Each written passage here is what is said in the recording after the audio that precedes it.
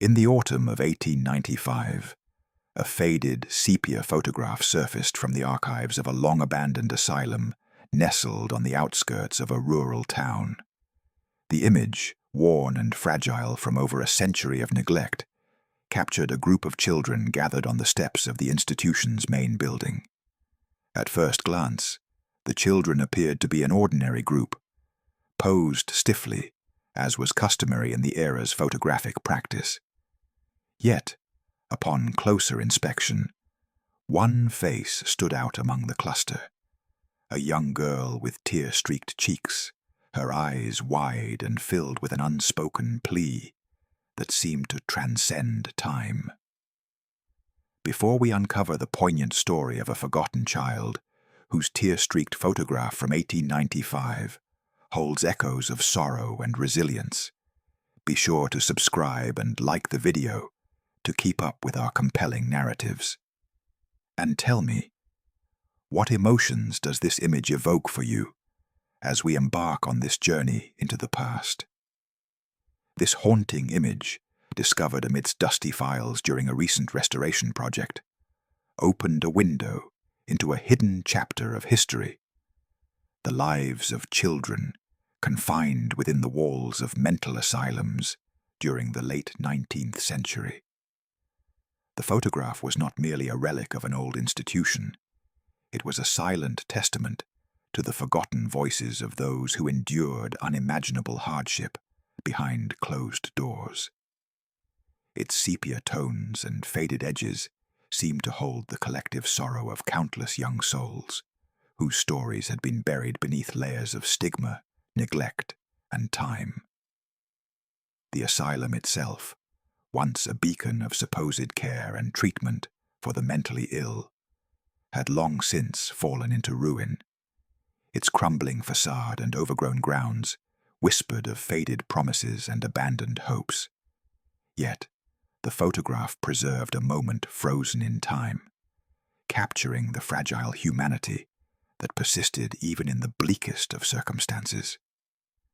The children's stiff postures and somber expressions reflected the rigid control exerted by the institution, but the tear on the girl's face betrayed a rare vulnerability, a crack in the cold veneer of institutional order. As the photograph was examined by historians and archivists, questions arose about the identities of the children and the conditions that had shaped their lives. Among them, the tearful girl became a focal point, a symbol of the unseen suffering endured by countless young patients. Her image seemed to cry out for recognition, demanding that her story and those of her companions be acknowledged rather than forgotten. The photograph transformed from a mere historical document into a powerful emblem of resilience and silent despair. The significance of this image extended beyond its immediate visual impact. It served as a poignant reminder of the role photography played in documenting the lives of asylum inmates, often reducing them to mere specimens for study, rather than human beings with emotions and dreams. In an era when mental illness was poorly understood and heavily stigmatized, photographs like this one were used to catalogue patients, stripping away their individuality and humanity in favor of clinical classification. Yet in this particular photograph, the girl's tear-streaked face defied such cold categorization. Her sorrow was unmistakable and unfiltered, capturing a fleeting moment of raw emotion that escaped the watchful eyes of the asylum staff. It was a rare glimpse into the inner world of a child trapped within a system designed more for containment than for care. The image challenged contemporary viewers to look beyond the surface and acknowledge the personal tragedies concealed behind institutional walls. The discovery of this photograph sparked renewed interest in the forgotten histories of asylum children, prompting researchers to delve deeper into archival records, personal accounts, and institutional reports. Scholars sought to piece together the fragmented narratives of these children, whose lives had been overshadowed by neglect and silence. The image became a catalyst for a broader exploration of the social attitudes, medical practices, and daily realities that shaped the experiences of young patients in mental health institutions during the late 1800s. Moreover, the photograph resonated with modern audiences, evoking empathy and a sense of collective responsibility. It served as a visual bridge connecting past and present, reminding contemporary society of the enduring need to recognize and protect vulnerable populations. By confronting the haunting gaze of the tearful girl, viewers were compelled to reflect on the consequences of marginalization and the importance of preserving the dignity of all individuals, regardless of their circumstances. This single photograph thus carried multiple layers of meaning: historical, emotional, and ethical. It was a portal into a forgotten world, where children lived and suffered in silence, their identities obscured by institutional indifference. The image challenged prevailing narratives about mental health care in the 19th century, revealing the human cost of a system that prioritized control over compassion. It invited viewers to reconsider the legacy of such institutions and the lives they altered irrevocably. The tearful girl's face, etched into the fabric of the photograph, became a haunting symbol of innocence lost and voices unheard.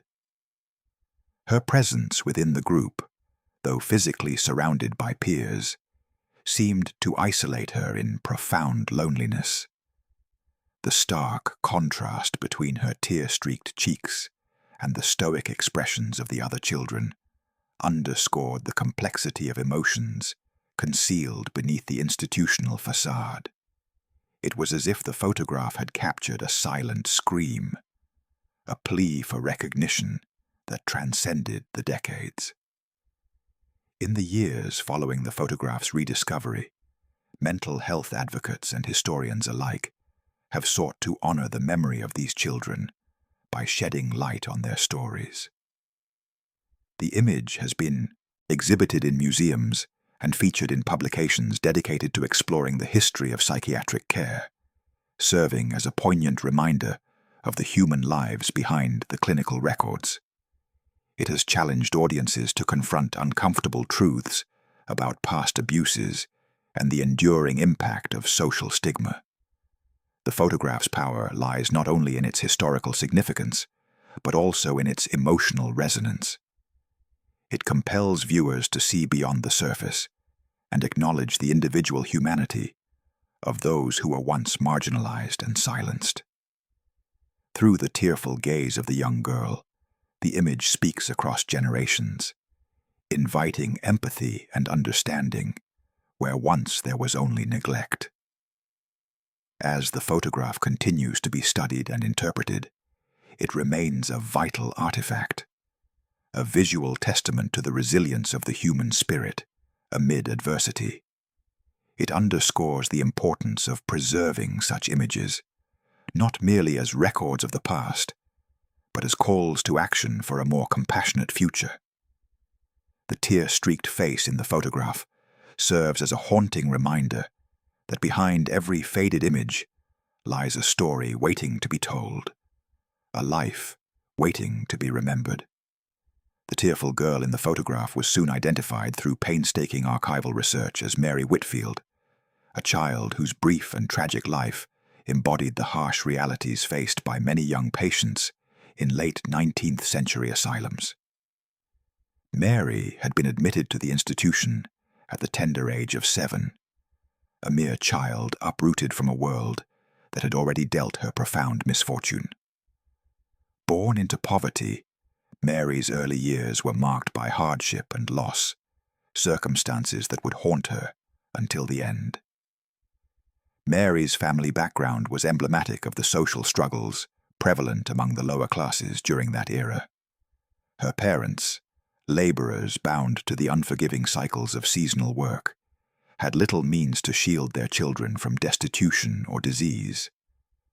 When Mary was only 5, a devastating bout of tuberculosis claimed the lives of both her parents within months of each other, leaving her and her two siblings orphaned and vulnerable. The local poorhouse, overwhelmed and underfunded, quickly became their temporary refuge. It was within this grim context that Mary's fragile mental and physical state began to deteriorate. The trauma of loss, compounded by the harsh conditions of poverty, manifested in behaviors that alarmed caretakers: withdrawal, bouts of inconsolable crying, and occasional episodes of confusion. At a time when mental health understanding was rudimentary and often misguided, such symptoms were enough to warrant institutionalization. At 7, Mary was placed in the asylum, ostensibly for care, but effectively removed from the society that had failed her.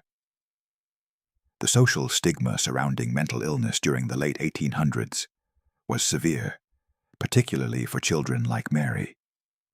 In a period when the concept of childhood innocence was just beginning to take hold in public consciousness, the notion of a mad child was unsettling and often swept under the rug. Mental illness was viewed as a moral failing or hereditary curse, and institutions like the asylum were more about segregation than treatment. Mary's admission was not just an act of care. It was a societal decision to hide away those who did not fit the emerging ideals of normalcy.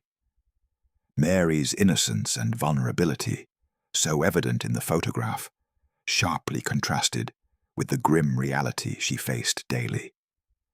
Removed from familial warmth and thrust into an environment dominated by cold stone walls and iron bars, her childhood was effectively stolen. The asylum's routines were regimented and impersonal, designed more to manage than to nurture. Children like Mary were subjected to strict discipline, with little attention paid to their emotional or developmental needs. Despite these harsh conditions, fragments of Mary's personality endured. Letters found in the asylum's archives, written by staff or occasionally scribbled by the children themselves, reveal moments of tenderness and fleeting joy. Mary was described by some caregivers as a quiet girl with a penchant for drawing, a small act of self-expression that offered a glimpse into her inner world. Yet, such moments were rare and often overshadowed by the overwhelming weight of institutional life. Mary's story also underscores the broader social failures of the time. The lack of a social safety net meant that families like hers were left without support, and children who might have thrived with proper care were instead sacrificed to the asylum system. The photograph, capturing Mary's tearful face, encapsulates this tragedy: a child caught between a cruel past and an uncertain future, her sorrow silently recorded for posterity. Within the asylum, Mary's days were marked by monotony and isolation. The children were grouped together, but rarely encouraged to form genuine bonds, as the staff's priority was maintaining order rather than fostering community. The photograph's group setting belies the loneliness each child endured, with Mary's tear-streaked cheeks hinting at the emotional toll exacted by such an existence. Her expression reveals not only personal grief, but also the shared suffering of many children trapped in similar circumstances. Mary's admission at such a young age also highlights the era's limited understanding of childhood mental health. Behaviors that might today be recognized as trauma responses or developmental challenges were instead pathologized and used to justify confinement. The asylum's treatment protocols were rudimentary, often punitive, and lacked the therapeutic approaches that have since become standard. Mary was not given the tools to heal or cope.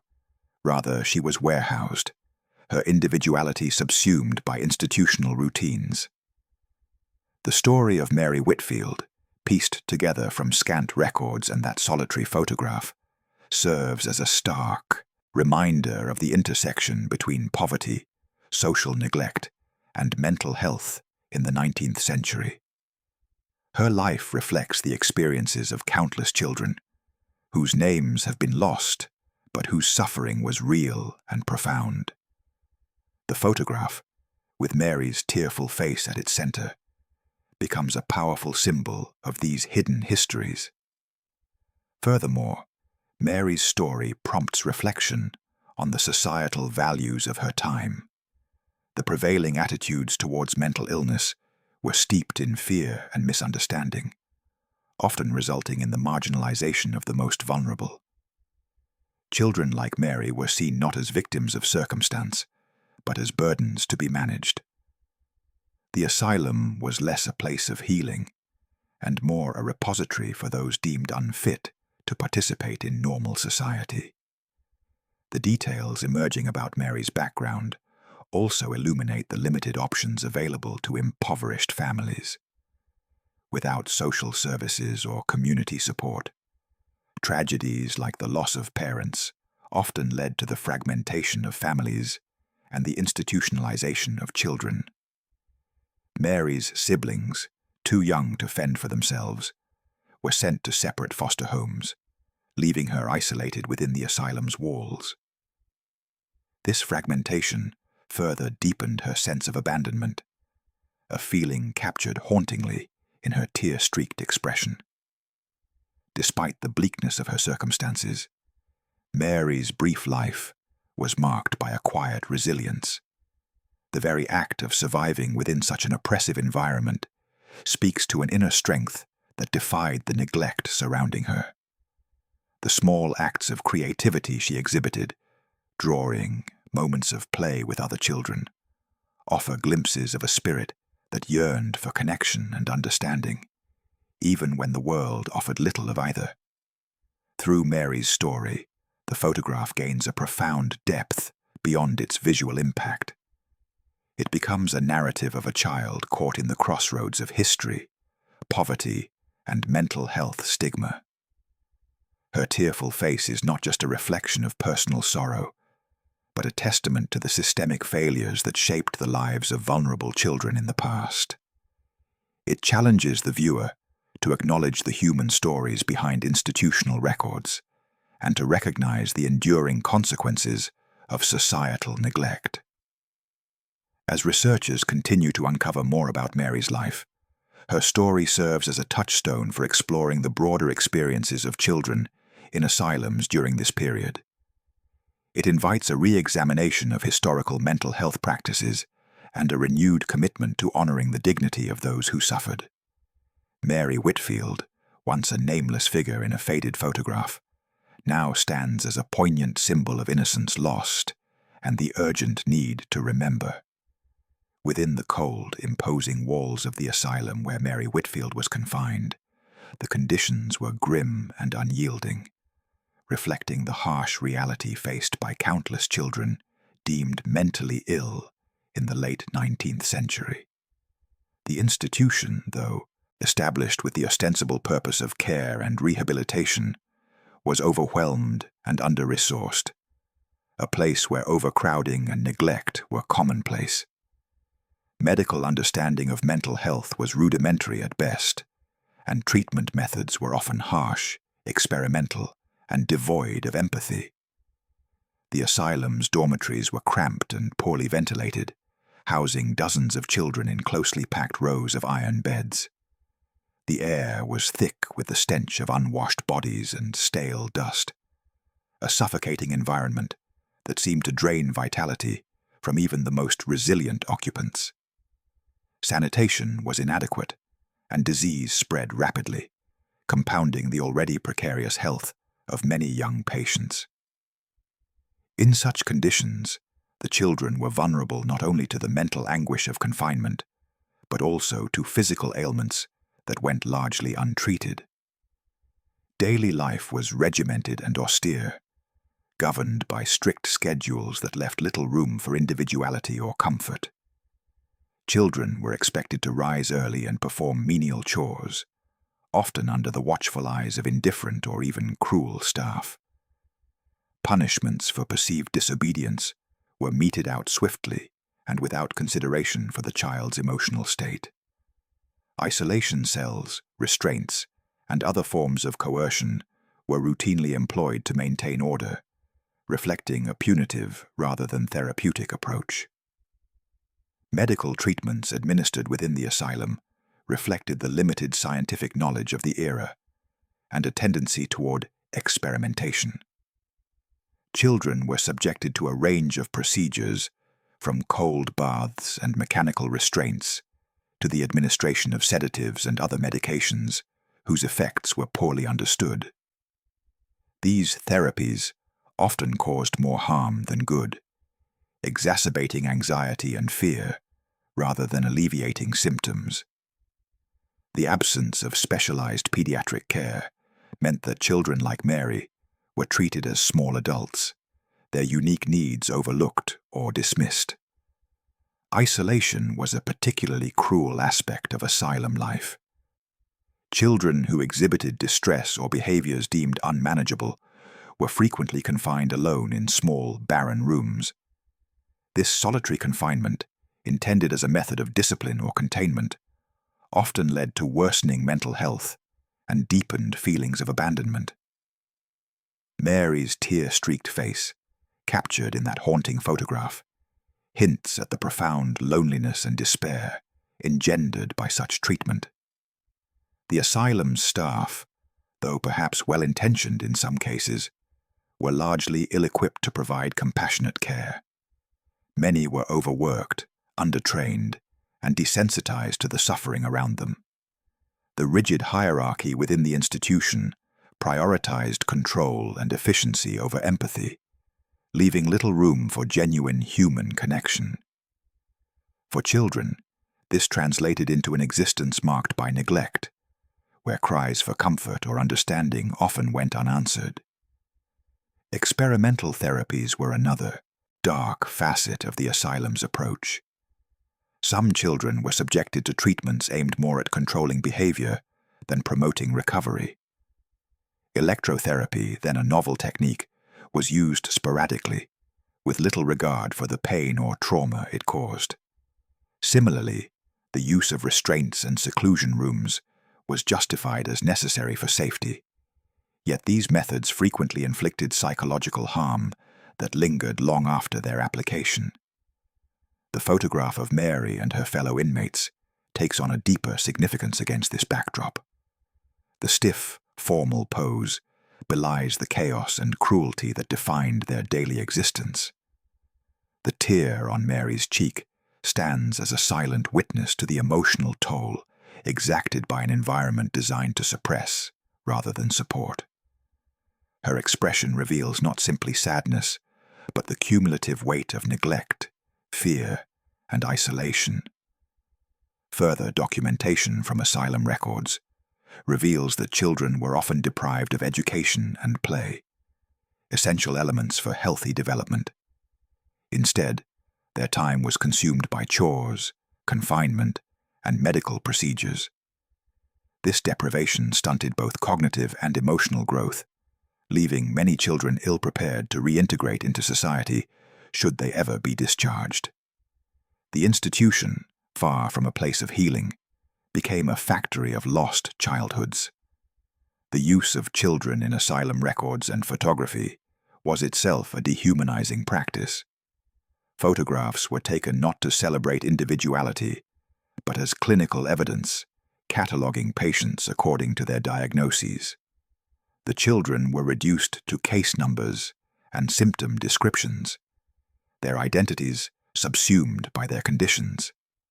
Yet, in Mary's photograph, the raw emotion captured defies this clinical objectification, revealing the humanity that the institution sought to erase.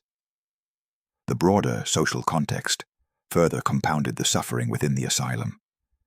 Mental illness was shrouded in stigma, and families often abandoned or concealed afflicted members out of shame. This societal rejection left children like Mary isolated before they even entered the institution, severed from familial support networks that might have offered solace or intervention. The asylum thus became not only a physical prison, but a symbol of social exclusion. Despite the grim conditions, some moments of compassion did emerge, often in the form of individual caregivers who recognized the children's humanity. Letters and diaries from former staff occasionally recount small acts of kindness, sharing a story, offering a comforting touch, or allowing a moment of play. These fleeting interactions, though rare, provided brief respite from the relentless harshness of asylum life and hinted at the resilience of the children themselves. Mary's experience within the asylum encapsulated these harsh realities. The photograph's stark portrayal of her tear-streaked face is a testament to the emotional suffering wrought by institutional neglect. Her vulnerability, so clearly visible, underscores the failure of a system that prioritized containment over care, control over compassion. The conditions described in Mary's case were not unique, but emblematic of a widespread pattern in 19th-century mental health institutions. Overcrowding, neglect, experimental treatments, and a punitive ethos were common features across many such facilities. Children, in particular, were vulnerable to these abuses, their needs marginalized, and their voices silenced. This understanding deepens the significance of the photograph, transforming it from a mere historical artifact into a powerful symbol of institutional failure and human endurance. The image captures not only an individual child's sorrow, but the collective pain of a generation of children consigned to asylums, their suffering rendered invisible by time and stigma. By examining the conditions and treatments within the asylum, the narrative exposes the stark contrast between the institution's professed mission of care and the brutal reality of life inside its walls. It invites reflection on the evolution of mental health care and the importance of remembering these darker chapters to inform more humane practices today. Mary's tearful image thus serves as a poignant reminder of the consequences of neglect and misunderstanding, urging contemporary society to honor the memory of those who endured such hardships. It challenges us to confront the legacies of past abuses and to strive for a future where the vulnerability of children is met with compassion, dignity, and respect. The photograph of Mary Whitfield and the other children was not a casual snapshot, but rather a product of institutional procedure, a clinical record designed to document the asylum's occupants rather than to capture their individual humanity. Taken by the asylum's appointed photographer, the image was meant to serve administrative and diagnostic purposes, cataloging patients for medical and legal archives. This cold utilitarian function stripped the photograph of warmth or personal significance at the time, reducing the children to mere subjects within an impersonal system. Institutional photography during this period was a tool of classification, part of a broader movement to apply scientific rigor to the study of mental illness. Patients were photographed in standardized poses, often grouped according to diagnosis, age, or gender. These images were used to support medical theories, justify treatments, and sometimes to demonstrate the supposed progress or deterioration of patients. The children in the photograph, including Mary, were thus framed as clinical cases rather than as children with emotions, hopes, or fears. Yet, within this rigid framework, Mary's tear-streaked face was an anomaly, a moment of raw, unfiltered emotion that slipped through the institutional veneer. While the other children maintained the blank, composed expressions expected in such portraits, Mary's grief was unmistakable and uncontained.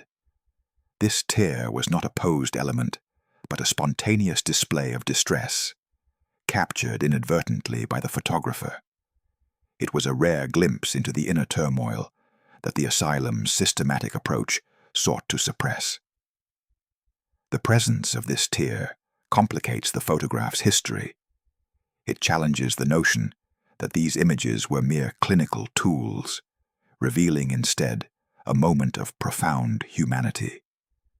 The photograph thus becomes a silent testimony to the suffering endured by the children, a stark contrast to the sterile intentions behind its creation. In this way, the image transcends its original purpose, acquiring a haunting poignancy that resonates across time. The asylum's staff, who oversaw the photography sessions, likely did not perceive Mary's tear as significant. Their focus was on maintaining order and ensuring compliance, rather than on understanding the emotional states of their charges. For them, the photograph was a bureaucratic necessity, a means to an administrative end. Mary's visible sorrow may have been viewed as a nuisance, or even as a sign of instability, reinforcing the very diagnoses that justified her confinement. Further investigation into institutional records reveals that photographs like this were often taken at regular intervals, intended to track patients' physical and mental changes. Yet, these images rarely captured moments of vulnerability or individuality. The standardized format and clinical detachment erased personal stories, leaving behind a visual archive that was as much about control as it was about care. Mary's tearful expression stands out precisely because it defies this erasure. The photograph also sheds light on the power dynamics inherent in asylum life. The act of photographing patients was an assertion of authority, a means of objectifying those confined within the institution. The children had little agency in these sessions. They were positioned and instructed by staff, their identities mediated through the lens of medical authority. This process reinforced their marginalization, transforming them into objects of observation rather than subjects with voices. Mary's tear, however, momentarily disrupts this dynamic. It reveals a crack in the facade of control, a glimpse of resistance through emotional expression. While the institution sought to suppress individuality, this photograph inadvertently preserved a singular moment of personal anguish. The tear is a silent cry that escapes institutional oversight, challenging the viewer to acknowledge the child behind the clinical label. The photograph's rediscovery in the 21st century has led to a re-evaluation of such images, prompting historians and mental health advocates to reconsider their significance. Modern interpretation moves beyond their original clinical intent, seeking to restore dignity and context to the individuals depicted. Mary's tear, once a mark of pathology, is now understood as an expression of profound suffering and resilience. This shift in understanding reflects broader changes in attitudes toward mental health and institutional care. Where once patients were dehumanized and reduced to diagnostic categories, contemporary perspectives emphasize empathy, person-centered care, and the importance of acknowledging emotional experiences. The photograph becomes a catalyst for these conversations, illustrating the human cost of past practices and the need for compassionate remembrance. Moreover, the photograph invites reflection on the role of visual media in shaping perceptions of mental illness. Such images were historically used to reinforce stereotypes and justify exclusion. Yet, when viewed through a modern lens, they can serve as powerful tools for education and advocacy, illuminating the lived realities behind clinical diagnoses and challenging stigma. Mary's tearful expression also raises questions about the emotional landscape of children in institutional settings. It suggests that beneath the imposed silence and order, there were complex feelings of fear, sadness, and longing. The photograph captures a rare moment when these emotions surfaced, defying the asylum's attempts to regulate behavior and suppress individuality. The institutional intent behind the photograph was to present a controlled, sanitized image of the patients. But Mary's visible distress disrupts this narrative, exposing the human cost of such control. Her tear becomes a symbol of the children's unseen struggles, a poignant reminder that behind every clinical record lies a personal story marked by pain and resilience. In this way, the photograph serves as both a historical document and an emotional artifact. It bridges the gap between past and present, inviting contemporary viewers to confront uncomfortable truths about the treatment of vulnerable populations. Mary's tear compels empathy, transforming the image from a cold record into a testament of shared humanity. The rarity of such an emotional display in institutional photography makes this image particularly significant. It challenges the sanitized narratives that have long dominated accounts of mental health care in the 19th century, revealing the complexity and depth of patient experiences. By highlighting Mary's tear, the photograph demands that her story, and those of countless others, be acknowledged and remembered. As historians continue to analyze the photograph, it becomes clear that while the asylum sought to erase individuality, moments like Mary's tear endure as powerful counter-narratives. They remind us that even within oppressive systems, human emotion cannot be completely silenced or controlled. The photograph thus occupies a unique place in the historical record. It is a product of its time, a clinical tool born of scientific ambition and social control. But it also transcends that origin, capturing a fleeting yet profound expression of suffering. Mary's tear, caught unexpectedly on film, stands as a haunting testament to the emotional realities of asylum life, preserved against the odds. This image encourages a deeper engagement with the past, urging viewers to look beyond institutional labels and recognize the children behind them. It calls for a compassionate understanding of history, one that honors the humanity of those who endured hardship, and challenges us to learn from their stories. In preserving Mary's tear, the photograph not only documents a moment of sorrow, but also asserts the enduring presence of individual humanity within institutional records. It is a silent yet powerful declaration that behind every clinical case lies a person with emotions, vulnerabilities, and a story worth telling. Within the shadowed confines of the asylum, Mary Whitfield's struggle extended beyond the visible sorrow captured in the photograph. Though silenced by institutional routines and the indifference of caretakers, she sought to communicate her inner turmoil through subtle acts of resistance and expression. Her attempts to reach out, through drawings, fragmented letters, and fleeting gestures, offer a glimpse into her resilient spirit amid despair, revealing a child desperately yearning to be heard and understood. Archival discoveries unearthed faint traces of Mary's efforts to communicate, tucked away in forgotten corners of the institution's records. Among these were crude sketches, some no larger than a child's palm, found in discarded notebooks or hidden within official case files. These drawings, often simplistic but poignant, depicted scenes from nature, a tree, a bird in flight, a distant house. To the untrained eye, they might seem mere childish doodles, yet, for Mary, they were a language of hope and longing, a silent plea for connection beyond the asylum's walls. In one particularly evocative drawing, a fragile tree stands alone against a stormy sky, its branches reaching upward as if seeking escape. Historians interpret this image as a metaphor for Mary's own isolation and yearning.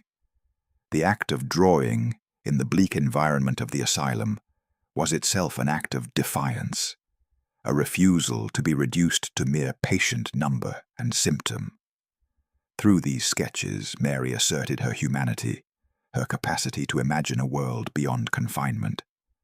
Letters, too, formed part of Mary's attempts to communicate, though few survive, and those that do are fragmentary. Scrawled in a shaky hand on scraps of paper, they were addressed to no one in particular, filled with disjointed sentences expressing fear, confusion, and a desperate hope for rescue. One letter, preserved by a sympathetic staff member, reads, "Please, I am lonely. Please come for me. The days are dark and cold." Though unsigned and incomplete, these words carry the weight of a child suffering and the profound need to be acknowledged. Mary's efforts to communicate were met with varying degrees of recognition within the asylum. Some staff dismissed her drawings and writings as symptoms of her condition, failing to appreciate their emotional depth. Others viewed them with suspicion, wary that such expressions might indicate instability or non-compliance. The institution's primary focus remained on containment and control, leaving little room for nurturing or interpreting these fragile attempts at self-expression. Yet, these silent cries did not go entirely unnoticed. A few compassionate caregivers recognized in Mary's drawings and letters a spark of individuality and a call for help. Some attempted to shield her from the harshest treatments, allowing moments of quiet and even providing simple materials for drawing. These acts of kindness, though small, offered Mary rare glimpses of empathy and validation amidst the overwhelming neglect. Mary's struggle to communicate highlights the tragic disconnect between the children's inner lives and the institution's indifference. While she sought to bridge the chasm through art and words, the asylum's rigid structures and lack of understanding effectively silenced her voice. Her efforts underscore a profound isolation, not only physical but emotional, experienced by many children confined in such settings. The story of Mary's drawings and letters also illuminates the broader challenges faced by asylum children in making their experiences known. Institutional records were primarily clinical and often failed to capture the nuanced emotional states of patients. Personal expressions were overlooked or misinterpreted, leading to a one-dimensional portrayal that ignored the children's humanity. Mary, through her attempts to communicate, becomes emblematic of countless children who fought to be seen and heard within the confines of mental health institutions. Her drawings and writings, though fragmented and incomplete, serve as vital testimonies of resilience. They reveal a child's determination to assert identity and emotion in an environment designed to suppress both. This narrative challenges prevailing assumptions about institutionalized children as passive victims. Instead, it reveals agency and resistance, even in the most constrained circumstances. Mary's creative expressions functioned as a lifeline, a means to maintain a sense of self amid dehumanizing conditions. They are a reminder that beneath the labels of mental illness and institutionalization lies a rich and complex inner world. The rediscovery of these personal artifacts has inspired contemporary mental health advocates and historians to re-examine the experiences of asylum children with greater empathy. Mary's drawings and letters are no longer dismissed as mere symptoms, but are recognized as crucial windows into her emotional reality. They compel us to acknowledge the depth of suffering and the resilience that characterized these young lives. Furthermore, Mary's story prompts critical reflection on how institutions have historically responded to the emotional needs of vulnerable children. The failure to listen to and interpret their attempts at communication contributed to prolonged suffering and isolation. Today, this history informs more compassionate approaches that prioritize the voices and experiences of patients, emphasizing holistic care and emotional support. The photograph of Mary, with her tear-streaked face, gains additional poignancy when viewed alongside these personal expressions. Together, they form a powerful narrative of a child striving to transcend the confines of institutional neglect. Her tear is no longer just a symbol of sorrow. It is part of a larger story of struggle, expression, and the enduring desire for connection. Mary's attempts to communicate also underscore the importance of recognizing non-verbal forms of expression, especially among children who may lack the tools or opportunity to articulate their experiences verbally. Her drawings and fragmented letters are early examples of such expressions, highlighting the need for attentive interpretation in mental health care. This understanding challenges us to consider how many other children's voices have been lost to history, their silent pleas buried beneath layers of institutional record-keeping and stigma. Mary's story serves as a call to uncover and honor these hidden narratives, ensuring that the emotional lives of vulnerable children are neither ignored nor forgotten. Through Mary's resilience, the narrative invites a re-evaluation of the historical treatment of asylum children. It encourages a shift from viewing these individuals solely as patients to recognizing them as complex human beings with emotions, creativity, and an innate need for connection. This perspective fosters greater compassion and informs contemporary mental health practices. As researchers continue to piece together Mary's story, her personal expressions remain a testament to the indomitable human spirit.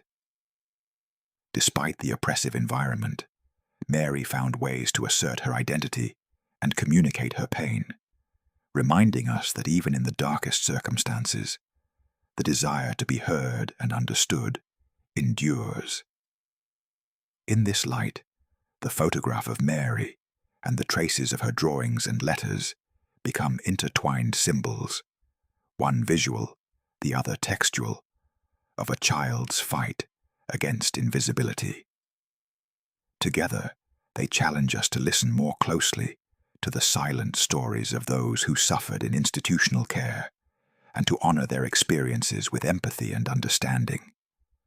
Mary's legacy, preserved through these fragile artifacts, is a powerful reminder of the resilience that can persist amid despair. Her story urges us to remain vigilant against the erasure of vulnerable voices and to strive for a society that values and nurtures every child's right to be seen, heard, and understood.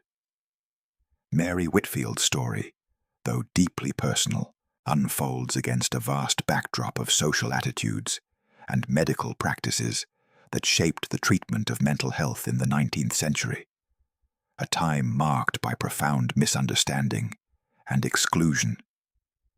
The era's prevailing beliefs about mental illness, particularly among children, were steeped in fear, prejudice, and a rigid moral framework that often conflated mental health conditions with moral weakness or hereditary defect.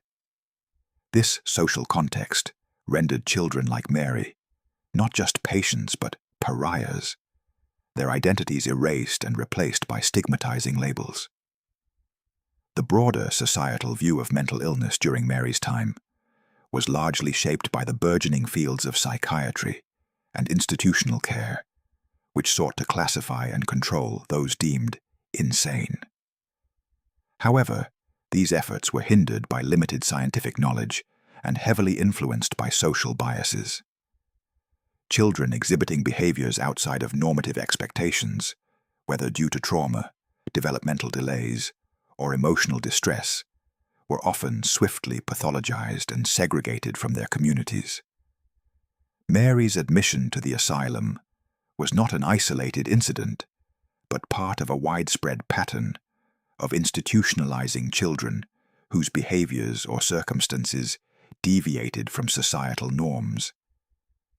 This practice reflected a broader cultural impulse to marginalize and conceal those who challenged emerging ideals of order, propriety, and productivity.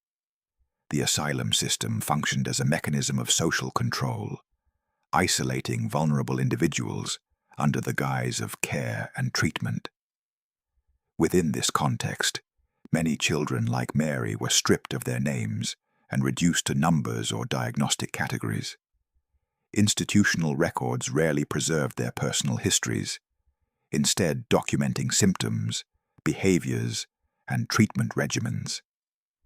This bureaucratic erasure contributed to a collective amnesia surrounding the experiences of these children, whose lives were overshadowed by the stigma of mental illness and poverty.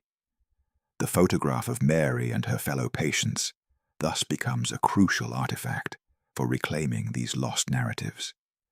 It serves as a visual counterpoint to the dehumanizing institutional records, restoring a measure of individuality and emotional depth to the children depicted. Mary's tear-streaked face, in particular, challenges the sanitized portrayals often found in official documents, revealing the human cost behind the clinical data. This erasure was compounded by the broader social exclusion faced by families dealing with mental illness. Fear of social ostracism led many to conceal or abandon afflicted members, further isolating children who might otherwise have received support. The intersection of poverty, illness, and social stigma created a vicious cycle, trapping children like Mary in institutions that prioritized containment over rehabilitation. The historical context also reveals the limited options available for mental health care during this period. Community resources were scarce, and public understanding of mental illness was minimal. Families with few means or social capital found themselves with little recourse but to place their children in asylums, which promised care, but often delivered neglect. Mary's trajectory reflects these systemic failures, illustrating how social determinants profoundly shaped individual destinies. Moreover, the institutionalization of children was influenced by contemporary ideas about heredity and degeneration. Theories asserting that mental illness was inherited led to practices aimed at segregating and isolating those considered genetically defective. This pseudo-scientific rationale justified harsh treatment and lifelong confinement, often without regard for the child's potential for recovery or well-being. Mary's experience, therefore, must be understood within this ideological framework that conflated difference with defect and justified exclusion as protection. The asylum was both a physical and symbolic space where society's fears and prejudices were enacted, and where children's identities were overwritten by labels of abnormality. The broader historical narrative also includes the voices of reformers and advocates who challenged these practices, though their impact was limited during Mary's lifetime. Movements emerged calling for more humane treatment, education, and rehabilitation for institutionalized individuals, including children. These voices laid the groundwork for later reforms, but were often overshadowed by entrenched institutional interests and societal stigma. Mary's story, as unearthed through the photograph and archival research, contributes to this ongoing dialogue about mental health care history. It highlights the human consequences of exclusionary policies and the urgent need to acknowledge past injustices. By situating Mary within this broader context, we gain a clearer understanding of how social attitudes shaped the fates of countless children whose stories remain untold. The photograph, once a clinical record, now serves as a powerful symbol of resistance against historical erasure. It invites contemporary viewers to confront uncomfortable truths about the past, the marginalization, neglect, and misunderstanding that characterized mental health care in the 19th century. Mary's tear-streaked face becomes a call to remember and honor those who suffered in silence. This reevaluation also prompts reflection on present-day attitudes toward mental health and social inclusion. While significant progress has been made, echoes of past stigma and exclusion persist. Mary's story reminds us of the ongoing need to challenge prejudice and to create systems that prioritize dignity, empathy, and support for vulnerable populations, especially children. Furthermore, the rediscovery of Mary's narrative encourages historians and mental health professionals to seek out other hidden stories within asylum archives. It underscores the importance of combining clinical records with personal artifacts and testimonies to reconstruct fuller, more compassionate histories. These efforts not only restore identity to forgotten individuals, but also enrich our collective understanding of mental health's social dimensions. Mary's experience is emblematic of a generation of children whose lives were shaped by forces beyond their control: poverty, illness, and the weight of societal judgment. Her tearful image stands as a testament to their resilience and a reminder of the failures that allowed such suffering to go unchallenged for so long. By situating Mary's story within this wider historical and social framework, the narrative transcends individual tragedy to illuminate systemic issues. It challenges us to reconsider how society defines normalcy and difference, and how those definitions have been used to justify exclusion. The photograph thus becomes a lens through which to examine the complex interplay of medicine, morality, and power in shaping lives. In remembering Mary and children like her, we acknowledge the depth of their humanity and the injustice of their erasure. Their stories compel us to embrace a more inclusive and compassionate vision of mental health care, one that learns from the past to build a better future.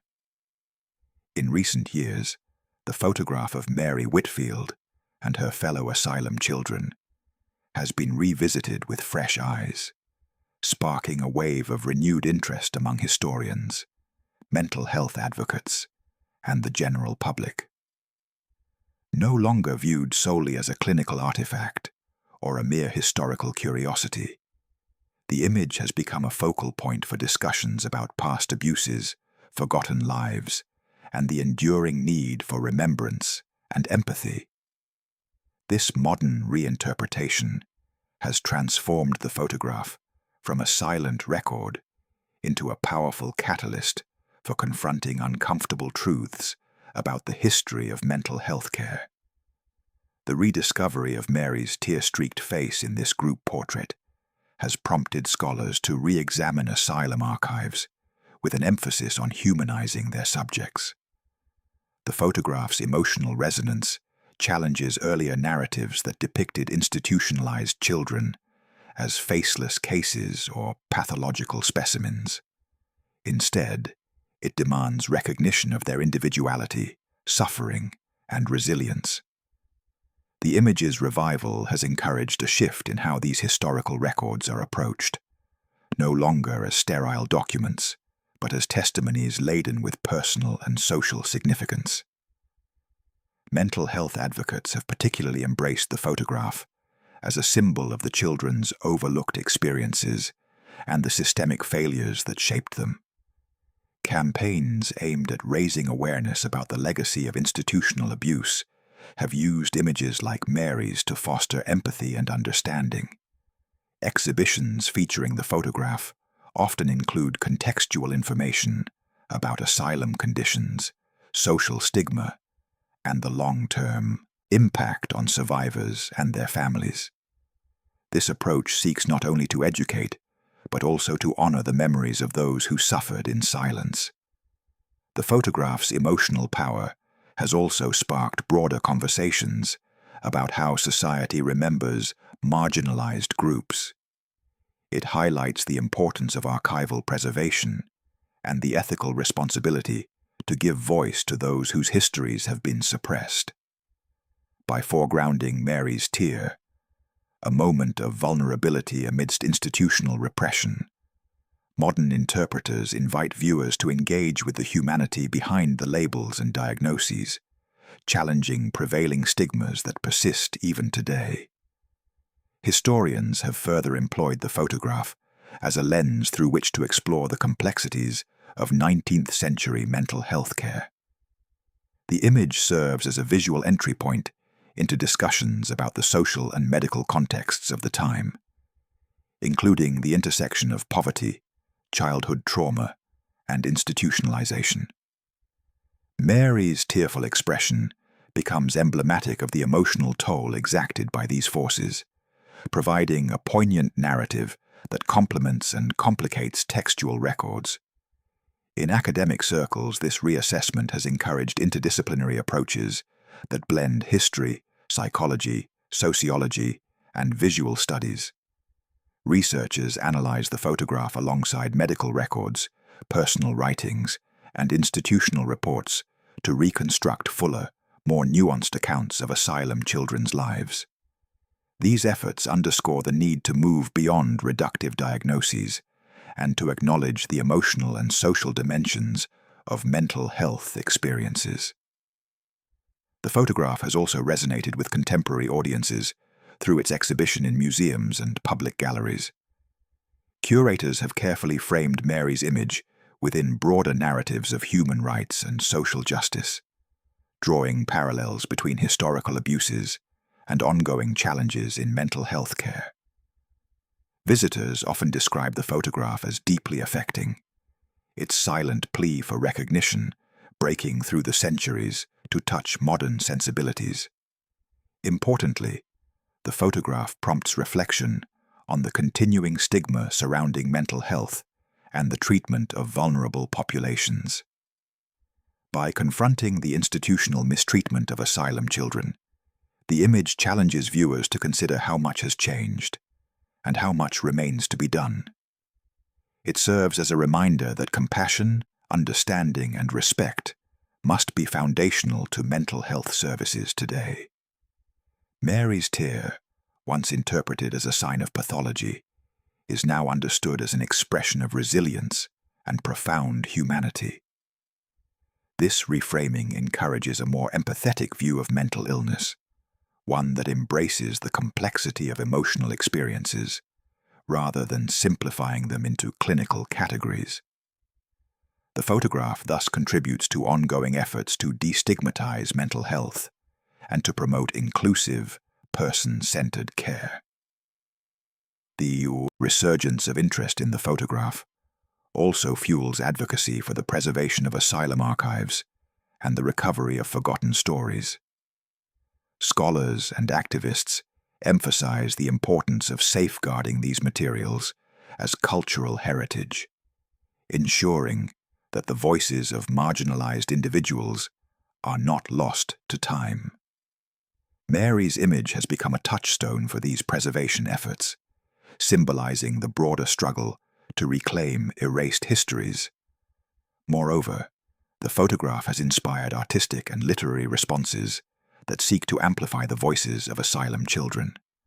Poets, writers, and visual artists have drawn on Mary's story to explore themes of memory, trauma, and resilience. These creative works invite contemporary audiences to engage emotionally with the past, fostering a deeper connection to the experiences of those institutionalized. The photograph also encourages a critical examination of the ethics surrounding the use of historical images depicting vulnerable individuals.